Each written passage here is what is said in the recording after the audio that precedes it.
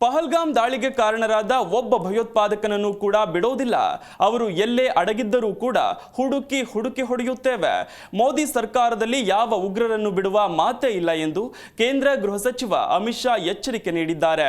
ಭಯೋತ್ಪಾದನೆಯನ್ನ ನಾವು ಮಟ್ಟ ಹಾಕುತ್ತೇವೆ. ಉಗ್ರರನ್ನ ಮಟ್ಟ ಹಾಕುವವರೆಗೂ ನಾವು ವಿಶ್ರಮಿಸುವುದಿಲ್ಲ. ಉಗ್ರರ ದಾಳಿಗೆ ನಾವು ತಕ್ಕ ಪ್ರತ್ಯುತ್ತರ ಕೊಡುತ್ತೇವೆ ಎಂದು ಅವರು ಗುಡುಗಿದ್ದಾರೆ. ಪಹಲ್ಗಾಮ್ ದಾಳಿಯಲ್ಲಿ ಬಲಿಯಾದ ಪ್ರತಿಯೊಬ್ಬರ ಸಾವಿಗೂ ಪ್ರತೀಕಾರ ತೀರಿಸಿಕೊಳ್ಳುತ್ತೇವೆ.